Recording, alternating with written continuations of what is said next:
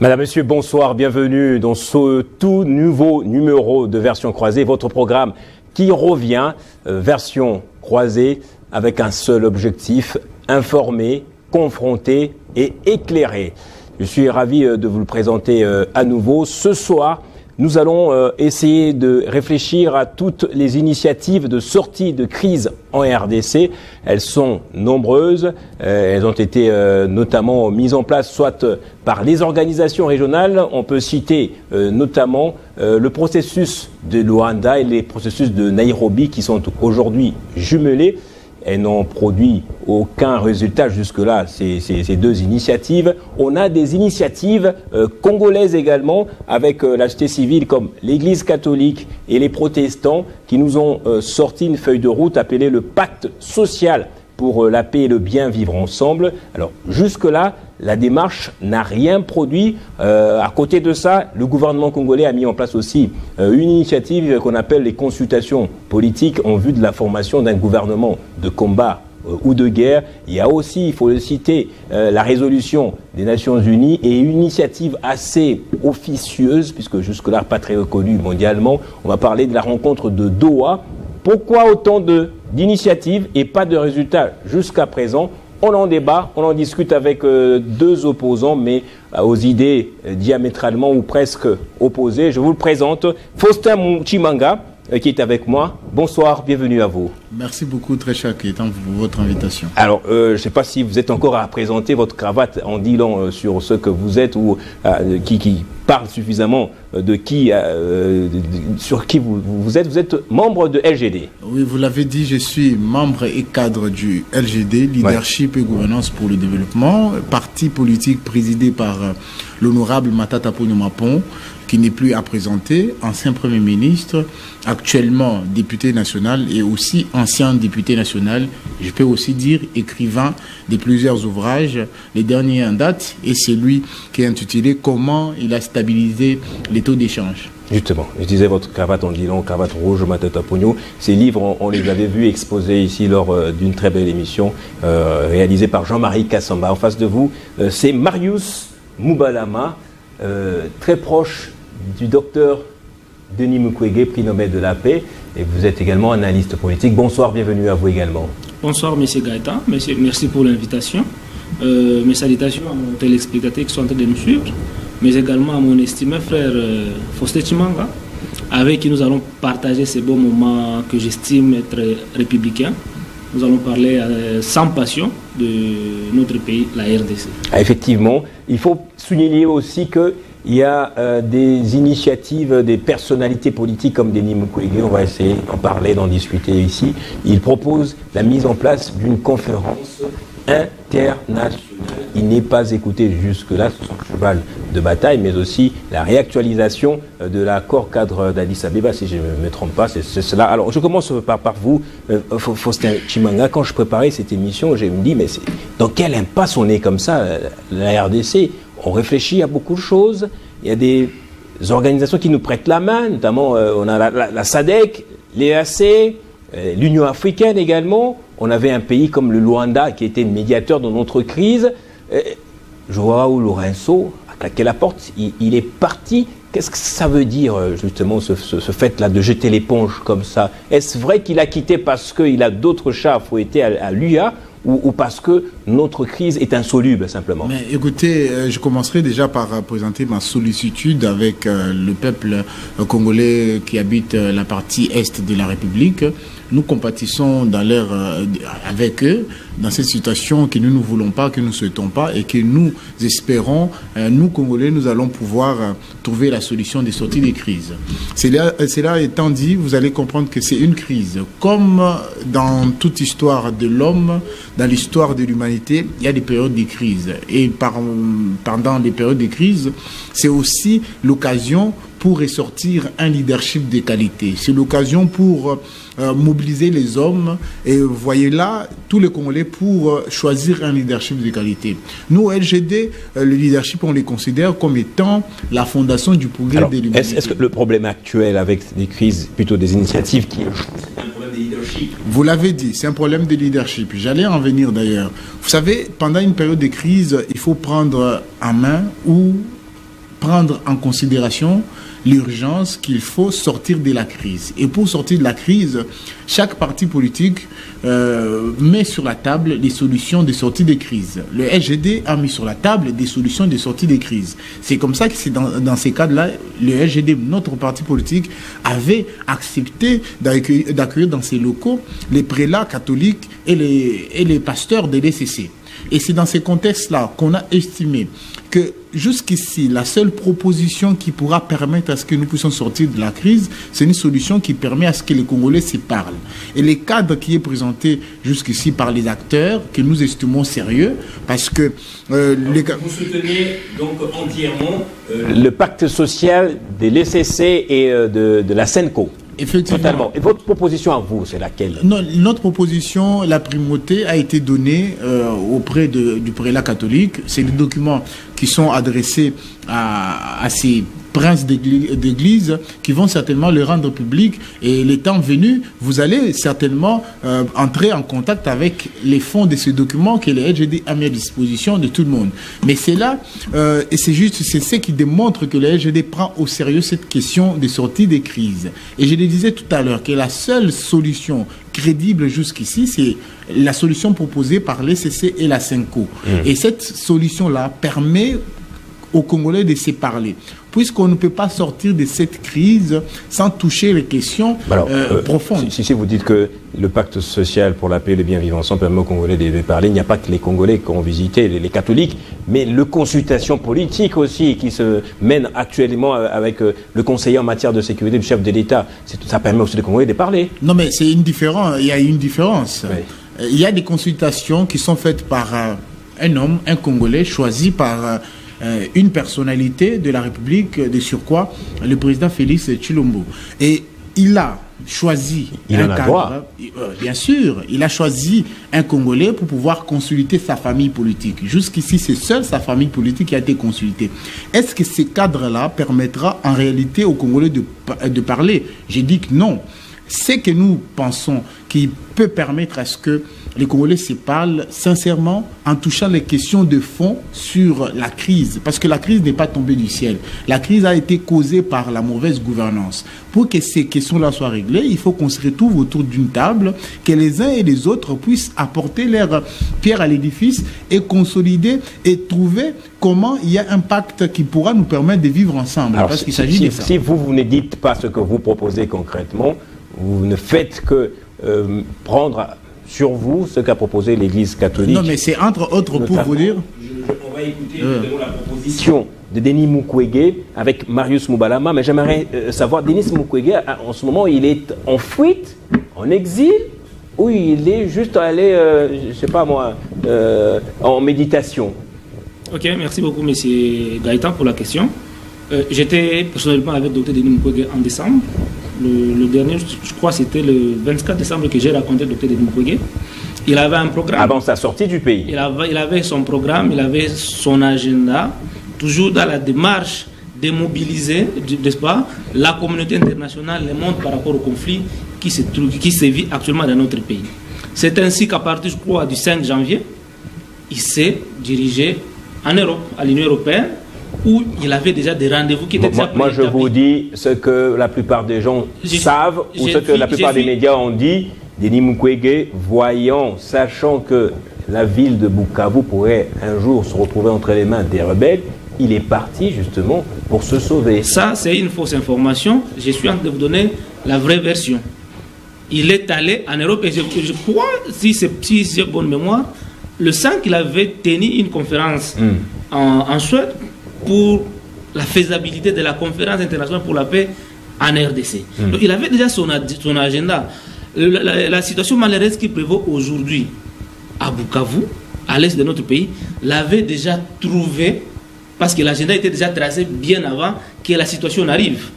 Docteur Denis Mukwege, toutes les crises que nous avions connues à l'est de la République démocratique du Congo, il l'avait vécu à côté de la population. Il n'était pas docteur Denis Mukwege, il était plutôt pas prix Nobel de la paix. Il était docteur Denis Mukwege, à côté de la population, il avait la même lutte, le même combat qu'il menait pour l'intérêt de sa population. Mais il n'était pas prix Nobel de la paix. J'ai dit, il était dans la même posture, il était en train de faire le travail qu'il fait toujours. Donc, il n'a jamais abandonné sa population. Denis Mukwege a toujours été à côté de sa population. Les forces d'information que les ennemis de la paix, les ennemis de la RDC ont essayé à véhiculer, la population a fini par comprendre que Mukwege s'était retrouvé en Europe dans la démarche de retrouver la paix et vous l'avez suivi. C'est un agenda suspicieux, en tout cas. Vous l'avez suivi à l'Union européenne. Coïncidence, en tout cas, malencontreuse. Oui. Vous l'avez vu à l'œuvre à l'Union européenne, où il a mis les députés européens, chacun devant ses responsabilités. Et aujourd'hui, je peux le dire sur votre plateau, que si aujourd'hui, il y a une résolution de sécurité des Nations Unies, si l'Union européenne a pris des résolutions, commence à prendre des sanctions contre le Rwanda, c'est aussi grâce au travail que Denis Mukwege a mené. Le plaidoyer qu'il a mené à l'Union européenne a produit des effets. Comment on appelle ça, l'accord qu'il y avait entre l'Union européenne et le Rwanda à ce qui concerne la vente de matières premières, ça a été cassé. C'est ça, je finis la réflexion. C'est grâce au combat du docteur Denis Mukwege. Et pourtant, le docteur Denis Mukwege avait déjà eu, avant cette signature-là, une résolution par rapport à la traçabilité et la commercialisation de ces matières-là, qui était déjà interdite. C'est après que le gouvernement congolais signe, n'est-ce pas, les accords de paix avec le Rwanda, qui donnait la possibilité au Rwanda d'avoir la raffinerie de l'or au Rwanda, du minerai venant des zones de conflit qui était déjà interdit à l'Union européenne, que l'Union européenne est rentrée pour signer des accords avec le Rwanda pour l'achat de ces matières premières-là. Et pourtant... La RDC a tout embrouillé, c'est ça? C'est la RDC qui avait tout embrouillé. Mais le docteur Denis Mukwege a encore travaillé pour que cet accord-là soit cassé. Vous dites qu'il continue à mener des plaidoyers, mais j'aimerais que vous fassiez un petit démenti sur ce que j'ai entendu aussi. Beaucoup de gens le rapportaient. Denis Mukwege, après son échec, il aurait dit « Les Congolais ne savent pas ce qu'ils veulent, en tout cas. Je les laisse avec leurs dirigeants qu'ils ont choisis. » Est-ce vrai qu'il avait exprimé un certain ras-le-bol allant dans ce sens-là? Le docteur Denis Mukwege n'a jamais abandonné la population. Si tel était le cas, il ne serait pas aujourd'hui, n'est-ce pas, au four et au moulin pour que la paix soit rétablie. Et ça, pas une paix dont on nous a habitués ici de 2 mois, 3 mois, une année, où les politiciens finissent par avoir, ceux qui ont participé à des crimes, finissent par avoir des amnisties et des postes ministériels, des fonctions dans l'armée. Non, c'est une paix durable. Une paix durable. Et c'est à ça que le docteur Denis Mukwege est en train de travailler. Quand je pense au docteur Denis Mukwege, je me dis, il est en train d'égrener un peu les échecs de toutes les initiatives. Il a regardé Nairobi, Luanda échoué. Il dit, ah ok, il continue comme quelqu'un qui fait le chapelet. Maintenant, on a le pacte social qui n'avance pas bien. Et lui, il a toujours proposé, préconisé notamment la réactualisation de l'accord cadre d'Addis Abeba, mais aussi sa conférence internationale. Parlez-nous un tout petit peu. Okay. Merci beaucoup. Denis Mukwege ne parle pas en l'air. Quand il parle, il fait des critiques, il fait des alertes au gouvernement congolais. Malheureusement, il a mécompris. Et il finit toujours par donner des recommandations et des pistes de solutions. Il en avait donné 3 démarches pour qu'on puisse arriver à une paix durable. La première démarche, c'est le cessez-le-feu. Et le cessez-le-feu, nous sommes en train d'y arriver. D'abord, on adopte un cessez-le-feu dans le cadre d'une initiative de réconciliation, des négociations. Je suis en train d'expliquer. Allez-y. Le cessez-le-feu. Aujourd'hui, nous avons la résolution 2773 des Nations Unies qui recommande, n'est-ce pas, au Rwanda les mêmes engagements que le Rwanda avait pris, n'est-ce pas, dans le cadre de l'accord cadre d'Addis Abeba.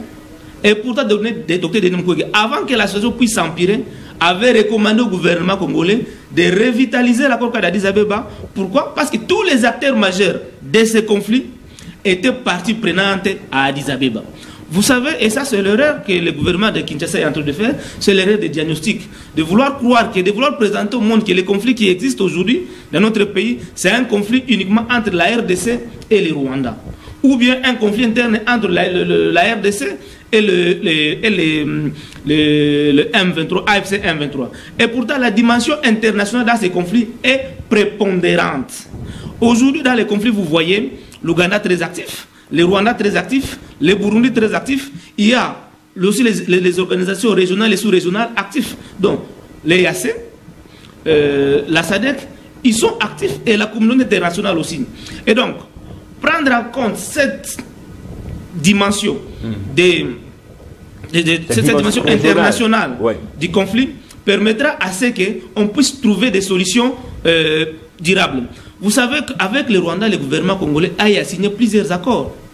Mais tellement que ce n'est pas seulement les Rwandais qui nous combattent, le Rwanda est un proxy téléguidé. Les vrais, n'est-ce pas, acteurs de ce conflit, ce sont ceux qui bénéficient des minéraux qu'on vole. Parce que la guerre que nous avons ici chez nous, c'est une guerre économique. Avant que l'on explore davantage la conférence internationale, j'aimerais écouter l'avis de Faustin Tshimanga. La conférence internationale, c'est ce qu'il nous faut maintenant. En quoi est-ce que cette crise est internationale? Non mais écoutez, avant que la crise congolaise soit internationale, elle est d'abord congolaise. La crise est profondément congolaise. Pourquoi j'insiste sur l'aspect congolaise? Parce que pour régler la question de la crise au niveau extérieur, il faut la régler au niveau interne. C'est là où nous insistons à ce que le Congolais s'y parle. Parce que les causes profondes de la crise sont à l'intérieur, c'est-à-dire la mauvaise gouvernance, notamment les détournements de fonds, la mauvaise politique appliquée à la culture, au sport, à l'environnement, à la gestion des villes. C'est tout ça qui est la cause de l'insécurité aujourd'hui et à la cause générale de cette crise. Avant d'exporter la crise au niveau international, il faut interroger les questions internes. Est-ce qu'on a régler la question de la gouvernance. Quand le docteur Denis Mukwege veut internationaliser la crise, est-ce qu'il le recherche vraiment pour l'intérêt congolais ou pour lui qui est un homme international? Non mais écoutez, tous les Congolais ont le droit de pouvoir émettre l'avis sur la question de la crise. Tous les Congolais ont le droit d'aborder la question de la crise selon leur point de vue. Très clairement, il faudrait d'abord prendre conscience que nous devons régler les questions profondes au niveau interne. Parce que le problème de la gouvernance et la mauvaise politique appliquée à la gestion de la cité ne sont pas d'abord internationales. Parce que la politique internationale n'est que conséquence de l'organisation de la politique intérieure. Et ceux qui suivent les relations internationales comprendront que si on ne gère pas bien la politique au niveau interne, au niveau extérieur, on va se contenter des miettes. Aujourd'hui, nous considérons que les résolutions des Nations Unies, c'est des miettes, parce que ça n'arrive pas à produire des résultats sur terrain. Et c'est comme ça qu'il faille se focaliser sur la question interne et les cadres qui permettra à ce que le Congolais puisse trouver des solutions au niveau interne. C'est le cadre proposé par l'ECC et la CENCO. Vous ne voyez pas qu'en voulant internationaliser la crise, vous passez à côté des vrais problèmes, comme ce qu'a soulevé Faustin Tshimanga, la gouvernance, le leadership. Comment une telle conférence peut résoudre ces problèmes-là? Okay. Merci beaucoup, messieurs les journalistes. C'est là que je parle des problèmes de diagnostic. C'est mal. C'est très mal diagnostiquer les conflits que nous avons. Ouais. Parce que nous avions eu déjà plusieurs dialogues à l'interne ici. Okay. Mais on n'a jamais fini à toucher, n'est-ce pas, des questions profondes de problèmes et d'y trouver des solutions de façon durable. Lui, il parle en tant que politique qui, bien sûr, cherche à bénéficier du pouvoir politique dans le cadre de dialogue. Tandis que pour Dr Denis Mukwege, il n'a aucun intérêt derrière, n'est-ce pas, tout ce qu'on peut mettre en place comme solution durable à ces problèmes ici. Vous savez, messieurs les journalistes, la conférence internationale en place par Denis Mukwege, tous les projecteurs vont être sur lui. Oui, permettez-moi. Il pourrait faire l'ombre même à cette conférence. Permettez-moi d'expliquer le pourquoi de la conférence internationale pour la paix en RDC. Pour tout le monde. Vous savez que la transition énergétique dont le monde parle aujourd'hui dépend essentiellement de la RDC. Et les minéraux que nous avons, les minéraux stratégiques que nous avons dans notre pays sont convoités par tout dans le monde pour que cette transition-là soit une réalité. Et ça veut dire que nous, on peut travailler à l'interne ici, on peut dialoguer à l'interne ici, trouver des consensus à l'interne ici. Mais tant que, n'est-ce pas, on dialogue pas, on ne parle pas avec les multinationales sur une même table pour que ces minéraux-là puissent bénéficier aux Congolais et au monde, nous serons en train de tourner à rond. Le Rwanda, dans cette conférence, aura quel rôle? C'est ça que je suis en train d'expliquer. Quand on parle du conflit, on cite expressément le Rwanda. C'est cela ce que j'ai dit. Et c'est là que je peux même dire ici, ça n'engage que moi-même, la faiblesse de la résolution 2773. Parce que dans la résolution 2773, ne cite que le Rwanda. Et pourtant, les matières premières de la RDC sont vendues à travers l'Ouganda, à travers le Rwanda, à travers la Tanzanie, à travers le Burundi et tous les pays frontaliers de la RDC. À Addis Abeba, tous ces pays-là avaient pris des engagements de respecter la souveraineté et l'intégrité de notre pays. Parce que quand ils entrent, ils violent l'intégrité. Quand il y a des questions politiques dans notre pays, ces gens-là s'immiscent. Et ils sont utilisés par les pays puissants, par le multinational, pour que ces multinationales-là et ces pays puissants puissent avoir la même mise sur notre matière première de façon illégale. Et pourtant, il est possible, dans le cadre de cet accord, dans le cadre de la conférence internationale pour la paix en RDC, d'inviter ces entreprises-là sur la table, leur parler à vive voix. Et ça sera maintenant pour nous une occasion de travailler pour revitaliser l'accord cadre d'Addis Abeba où chaque pays, le Rwanda et l'Ouganda, avaient pris des engagements. Cette résolution ici, c'est seulement le Rwanda. Mais le Rwanda continue à piller, continue à violer, mais à voler. Quand ils volent, le minerai à partir du Rwanda, le Rwanda ne peut plus vendre, mais il peut vendre à travers l'Ouganda, qui n'est pas cité dans l'accord cadre d'Addis Abeba, dans la résolution prise par le Conseil de sécurité des Nations Unies. Et donc, cette conférence-là, internationale pour la paix en RDC, nous permettra de revitaliser cet accord cadre d'Addis Abeba, où chaque partie avait pris des engagements. Et la RDC a pris des engagements, c'est là que j'ai... L'accord cadre d'Addis Abeba, ce n'est pas international. Hein? C'est international. C'est international. Et c'est là que je reviens maintenant par rapport à ce qu'a dit mon confrère ici, Faustin. Tous les engagements que nous avions pris, ça allait dans le sens, n'est-ce pas, de changer la gouvernance dans notre pays, d'améliorer le climat des affaires dans notre pays. Parce que nous avons pris l'engagement d'établir l'autorité de l'État sur toute l'étendue du territoire, de combattre tous les groupes armés qui existent sur notre pays, de travailler pour la réforme des institutions, de réformer l'armée et la police.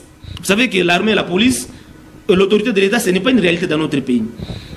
On devrait travailler sur les réformes des institutions, la gouvernance du pays, tous ces engagements-là, la construction des routes, le travail pour le développement économique. Tous ces engagements-là, la RDC n'avait jamais respecté ça.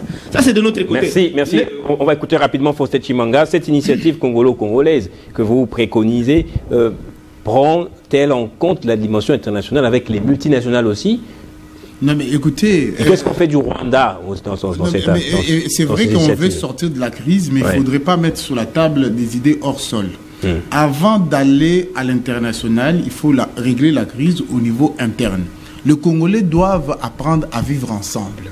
Parce que nous allons vivre ensemble avec ceux qui sont au Kasaï, ceux qui sont au Congo central, ceux qui sont au Bandundu ou actuellement les Kwilu, ceux qui sont à l'est, à l'ouest. Ça, c'est un travail qui doit être fait. C'est comme si vous avez votre maison qui est sale. Mais avant d'inviter les visiteurs à venir visiter votre maison, il faut d'abord dire aux enfants de la maison de balayer. Aujourd'hui, vous proposez une idée qui veut en sorte qu'on invite les visiteurs dans la maison qui n'est pas encore balayée.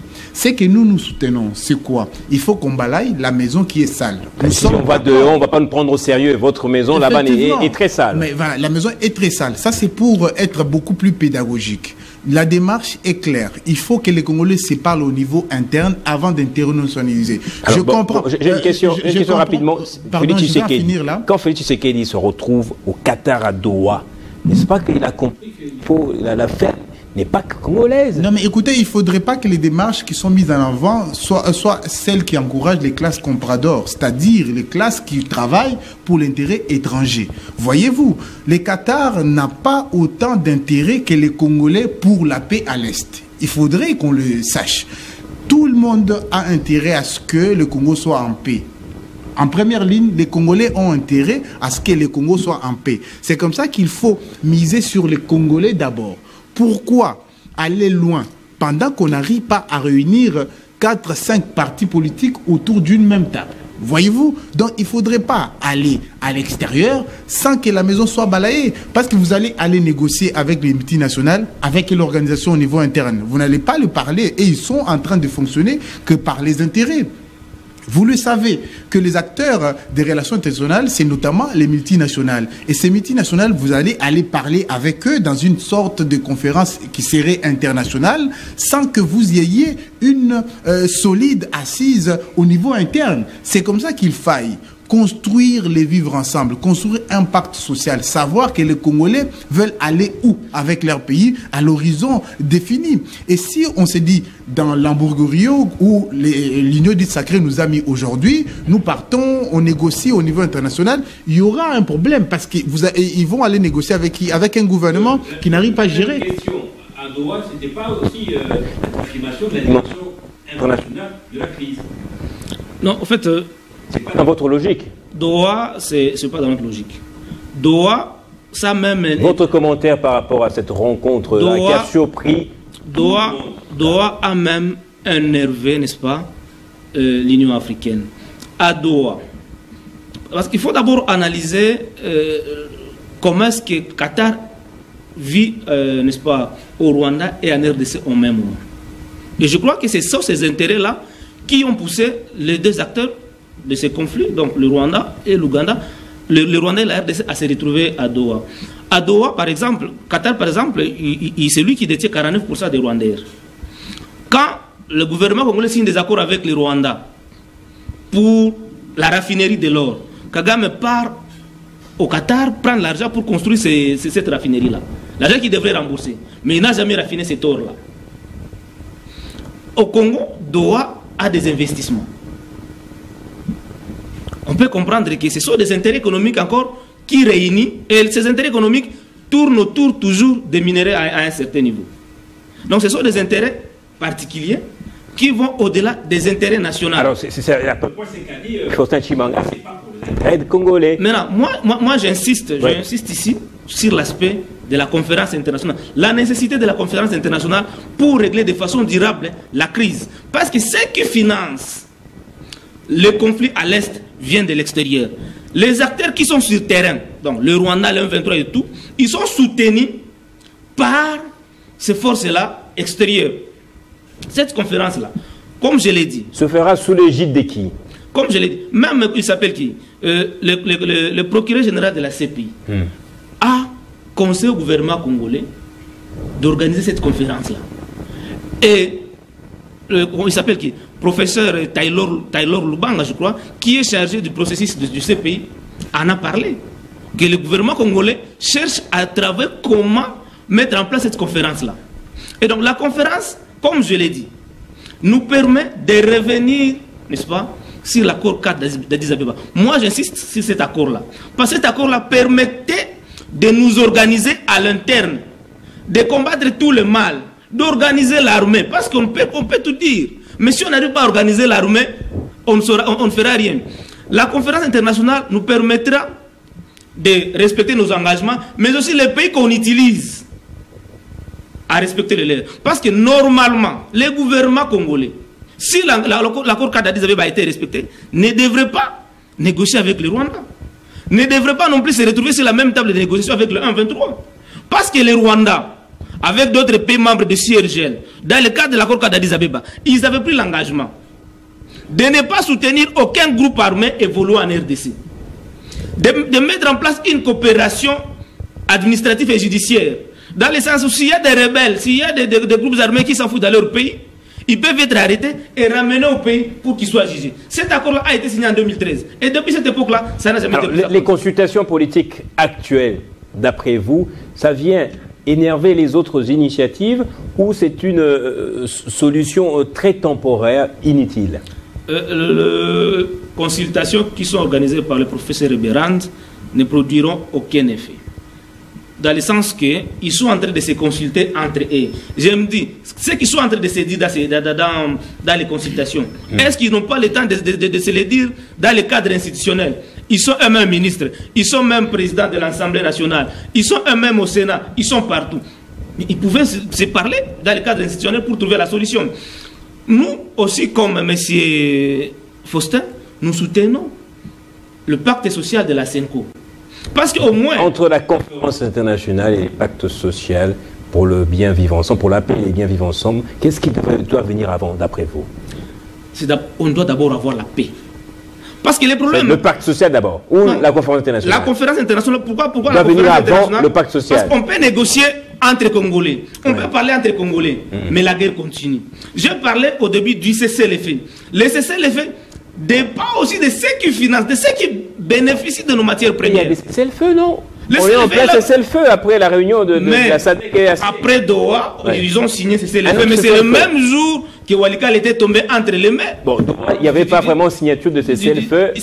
On a émis et donc, qu'il y ait un cessez-le-feu. La conférence internationale, ça nous permet de négocier avec tous ceux qui ont besoin de nos minéraux-là, dans le cadre de la transition énergétique, transition numérique, dans le cadre de l'industrie, dans le cadre de l'industrie de l'armement et qu'on soit, on doit parler avec eux pour qu'ils cessent, n'est-ce pas, de financer la guerre dans notre pays. Et une fois il y a le cessez-le-feu, c'est alors que les Congolais peuvent se mettre maintenant ensemble. Parce que nous aussi, nous soutenons le pacte social de Senko, qui est aussi les prélats catholiques et les pasteurs de l'ECC, finissent par recommander la conférence internationale pour la paix en RDC. Parce que moi, j'ai lu le cahier de charges. La feuille de route, oui. La feuille de route, il recommande aussi la conférence internationale. Donc, mon frère Chimanga, peut-être il ne le savait pas, les prélats catholiques sont d'accord que cette conférence-là soit tenue parce que ça nous permettra d'avoir une paix durable. Je l'ai dit tantôt. Mais ce n'est pas aussitôt la conférence, peut-être plus tard. On va essayer d'analyser, de lire aussi cette feuille de route. Dans quelle situation sommes-nous actuellement, Faustin Chimanga? Le pays est occupé dans l'Est, une bonne partie de l'Est du pays est occupée actuellement par le M23 et l'AFC. À Kinshasa, il y a les consultations politiques. Un semblant de cessez-le-feu a été observé, et part et d'autre, qui ajoute une portion des parties de conflits entre Ouadalendo et l'AFC. Comment expliquer cette léthargie actuelle? C'est dû à quoi? Mais c'est dû à la mauvaise politique menée par le président Félix Tshilombo. Il a mené une mauvaise politique, nous sommes dans cette situation. C'est ça la réponse directe à votre question. Nous sommes dans cette situation à cause de lui. Parce qu'il a mené une mauvaise politique est égale au chaos. Vous voulez savoir comment ou pourquoi nous sommes dans le chaos? Interrogez la politique appliquée par l'Union du Sacré. Ils ont fait que la bourde depuis qu'ils sont au pouvoir. Nous sommes en train de récolter les conséquences de la mauvaise gouvernance. Il ne faut pas l'oublier. Il ne faudrait pas qu'on parte dans les idées hors sol pour faire croire comme si cette situation est venue du ciel. La situation n'est pas venue du ciel. Nous sommes dans cette situation à cause de Félix Antoine Tshisekedi Tshilombo. C'est lui qui a amené ces chaos parce qu'il a appliqué une mauvaise politique. C'est ça l'état dans lequel notre pays se trouve aujourd'hui. En disant que c'est Tshisekedi qui est à la base de tout ça, vous n'allez pas peut-être épouser l'idée des Franck Diongo, d'autres personnalités de l'opposition qui estiment qu'il devrait partir et rejoindre Corneille Nangaa. Non mais écoutez, nous savons à quelle année Félix Antoine Tshisekedi Tshilombo doit partir, constitutionnellement parlant. Je pense que vous le savez quand est-ce qu'il doit partir. Mais il a d'autres solutions où il faut qu'il parte. Il n'a qu'à décider. S'il aime le Congo, vous êtes pour sa démission? Il sait ce qu'il faut faire. S'il aime le Congo, et je crois qu'il va régler les problèmes s'il décide de pouvoir mettre les Congolais autour d'une table au lieu de choisir les solutions de peinture. Les consultations faites par celui qui a été désigné par Félix Tshilombo, c'est des consultations peinture. C'est une stratégie de contournement. Or que la vraie solution est claire pour les Congolais et pour tous les acteurs de tous bords. On est d'accord que pour sortir de cette crise, il faille choisir la voie du dialogue. Et les pères qui ont travaillé sur le dialogue depuis les lustres, vous vous rappellerez de la conférence nationale souveraine, c'est toujours l'Église catholique qui a toujours réussi à mettre autour d'une table les Congolais. Et même si aujourd'hui Félix Antoine Tshisekedi Tshilombo est au pouvoir, c'est parce qu'il y a eu un cadre. Et à la suite du cadre, il y a eu des accords. Voyez-vous? Donc, l'Église catholique a toujours joué un rôle qui a permis à ce que les Congolais se mettent ensemble et dialoguent. J'ai eu des discussions, en tout cas avec plusieurs personnes, ceux qui sont proches du pouvoir.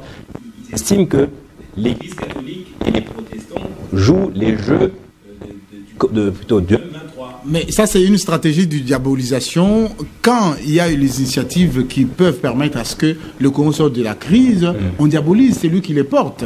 Et c'est comme ça que prochainement, vous allez voir, ils décident qui est soutien du M23 ou pas. Ça, c'est des faux fuyants. Les véritables responsables de la situation dans laquelle nous nous retrouvons aujourd'hui, c'est le président Félix Antoine Tshisekedi Tshilombo. Il devrait assumer les conséquences de sa mauvaise politique. Et je vais peut-être en finir là. Il ne faudrait pas qu'aujourd'hui, tout le monde qui dénonce la léthargie dans la gestion de la République, on puisse les lier au M23 ou décider de les donner une autre nationalité. Soyez pas étonnés si un jour vous attendez que Faustin Tshimanga n'est plus congolais. Pourquoi? Parce que nous sommes en train de soutenir les idées qui ne sont pas les idées de l'Union dite sacrée. Et aujourd'hui, si vous ne soutenez pas les idées de l'Union dite sacrée, on vous dit vous n'êtes pas congolais. Soyez pas étonnés qu'un jour on vous dise Faustin Tshimanga est devenu d'une autre nationalité. Bien congolais là, c'est dans le sens. Non mais il y a peut-être Matata Pogno qu'on pourrait coffrer dans le procès ou l'affaire Bukanga Lonzo. Il y a une émission prévue pour ça sur Télé 50. Ok, on va le suivre, ce programme-là. Marius Moubalama, aujourd'hui, j'ai dit, il y a des personnalités de l'opposition qui rejoignent la rébellion. Denis Mukwege est aussi un opposant. Il n'a ni condamné, ni commenter cette adhésion ou ce ralliement. Quelle est sa position face à tout ça? Il est prix Nobel de la paix. Oui. C'est vous qui lui collez le statut d'opposant, parce que ce qu'il fait... C'est tout à fait normal, il n'est pas au pouvoir. Ce qu'il fait, pour l'intérêt de la population, on n'a jamais vu des opposants poser des actes qui lui posent en faveur de notre pays. Et donc... ceux qui ont choisi, n'est-ce pas, de rejoindre la rébellion, c'est le rêve toujours de ceux qui nous gouvernent, de ceux qui gèrent le pays. Est-ce qu'ils font bien de rejoindre la rébellion? Je vais m'expliquer. Comment je peux dire qu'ils font bien? Ça, c'est une erreur grave qu'ils sont en train de faire pour leur avenir politique. Mais les rebelles aussi ont des revendications. Ils se fondent sur la Constitution. Les rebelles n'ont pas de revendications. Les revendications réelles qui existent, ce sont des intérêts économiques. Des impérialistes. Ils évoquent aussi, comme Faustin Tshimanga, la question de la gouvernance en RDC. Ça, ce sont des et ils veulent appliquer l'article 64 de la Constitution. Je reviens à votre... Ils ont tort ou ils ont raison Ils n'ont pas raison. Parce que nous avions tous opté... Mais ce sont des Congolais. Nous avions tous opté, n'est-ce pas, pour accéder au pouvoir, c'est par des élections. Pour revenir à votre question, messieurs les journalistes. Non, je disais... Son silence de Denis Mukwege. Non, Denis Mukwege, on risque de voir un jour les gens dire que voilà, il est en connivence avec la rébellion. Permettez-moi alors de vous répondre quand même. Ouais. Pourquoi Denis Mukwege porte toujours les rapports mapping? Docteur Denis Mukwege rencontre en 2020 le président Tshisekedi. Il dit directement au président Tshisekedi, la meilleure façon d'asseoir votre pouvoir, c'est de travailler sur la justice. Et les rapports mapping, nous l'avons. Notre pays est un pays post-conflit. Beaucoup d'acteurs ont participé à des crimes, des Congolais et des étrangers. Des États étrangers ont participé à des crimes dans notre pays. Il nous faut une justice internationale. De surcroît, tribunal pénal international pour la RDC, dont les preuves sont déjà établies dans les rapports mapping. Jusqu'au jour d'aujourd'hui, ça n'a jamais été fait. Parce que c'est le président de la République qui a le pouvoir d'écrire au Conseil de sécurité des Nations Unies pour établir le tribunal pénal dans un pays. Et au regard de cette situation, la justice n'a jamais été faite à ceux qui ont participé hier à des crimes. Ça donne encore le courage à d'autres Congolais. À l'impunité, à encourager justement personne à prendre les armes. Pour mettre fin à l'impunité. Pour que la justice soit faite pour les Congolais. En aucun cas, il peut faire la rébellion. J'ai compris. Si la justice était faite par le passé, aucun Congolais aujourd'hui n'allait se retrouver dans la rébellion. Et donc, dire que Denis Mukwege n'a jamais condamné, mais quand il porte déjà les rapports mapping, il le fait chaque jour. Et c'est son combat de tous les jours. Ouais. Denis Mukwege, lui, c'est la justice. Quand vous parlez de conférence internationale, est-ce que les rebelles, devront-ils faire partie des personnes qui seront dans cette conférence internationale? Le 1-23, ce sont des rebelles. Ouais. Quand on parle de la conférence, sont-ils invités, oui ou non? Nous parlons de la conférence, c'est pour les États. Donc tous les pays qui ont signé l'accord d'Addis Abeba, mais là-bas on y ajoute maintenant une nouvelle donne. Ce sont les entreprises multinationales, mais aussi des opérateurs sans la rébellion. Les rebelles pourront se retrouver dans le cadre maintenant, n'est-ce pas, du dialogue. Quand les Congolais vont se parler, c'est alors que peut-être peuvent être... Conférence internationale sans la rébellion. Le pacte social que vous préconisez, ce sera aussi sans la rébellion ou avec la rébellion? Non, écoutez, si oui, pourquoi discuter avec Corneille Nangaa? Non mais écoutez, il faut que les Congolais se parlent. Il faut que même les Congolais qui ont choisi la radicalité puissent être associés au dialogue. Qui ont choisi les armes. Qui ont choisi la radicalité. Vous avez vos mots, j'ai le mien. Qui ont choisi la radicalité, ils doivent être associés aux initiatives qui visent la paix. Si nous voulons régler la question de la sécurité à l'Est, il faut associer tous les Congolais et même ceux qui ont choisi la radicalité. Merci. Votre dernier mot, puisque j'avais commencé avec Faustin Tshimanga, Joseph Kabila aussi est pour un dialogue congolais, comme Martin Fayoulou, comme vous, parce que la plupart des opposants, sauf Franck Diongo qui a rejoint la rébellion, qui veulent que Tshisekedi pacte, vous voulez dire, oui? Le pacte social pour la paix en RDC sera pour nous une occasion, n'est-ce pas, de consolider la démocratie dans notre pays. Alors, je voulais savoir, ce sera avec la rébellion, le pacte social, oui ou non? Mais non, dans ce cadre-là, on doit parler avec tout le monde. Vous savez que les rapports de force aujourd'hui n'est pas favorable pour la RDC. Et ceux qui ont les armes doivent être pris à compte pour que les cessez-le-feu soit une réalité. Merci. Il y a peut-être une question technique que je n'ai pas demandé. Comment ça va se faire où? Tout ça, ça sera discuté quand tout le monde sera d'accord pour la conférence. Ça peut faire aussi sujet de notre débat. De notre débat. Mais on aura toujours... Qui va financer alors peut-être? On sera toujours disponible. Qui pourrait financer, pour répondre à ça rapidement, qui pourrait financer? La RDC a tout le moins nécessaire pour que cette conférence-là soit tenue. Parce que si le docteur Mukwege appelle cette conférence-là, ce n'est pas pour son bien, ce n'est pas pour que le docteur Mukwege puisse en tirer des dividendes. C'est pour que la paix soit une réalité et la paix durable. Peut-être les gens... Pour renforcer encore son épaisseur, sa notoriété internationale. Il en a déjà. Merci sa notoriété, il en a déjà. Merci. Et là, grâce au travail qu'il fait pour les Congolais, ce n'est pas à cause de ça qu'il en aura, il en a déjà. Voilà. Donc au moins, ça c'est une des voies de sortie louable qui nous amènera à une solution durable. Le dialogue, oui, nous en avions déjà eu, on ne pourra jamais arrêter de parler entre Congolais. C'était Marius Mubalama, proche de Denis Mukwege, analyste politique. En face de lui, Faustin Tshimanga, membre communicateur de LGD de Matata Pogno. Tous deux sont pour un dialogue entre Congolais, même avec la rébellion, mais plutôt Marius Mubalama, avec Denis Mukwege, préconise beaucoup plus une conférence internationale sans Corneille Nangaa, notamment. Ce n'est pas un État, ce n'est pas un pays. C'est entre les pays et les institutions de la communauté internationale. Merci beaucoup. Voilà. Merci à vous aussi d'avoir suivi ce numéro de Version Croisée qui revient. Je vous le rappelle, notre objectif, c'est toujours informer, confronter et éclairer. Au revoir.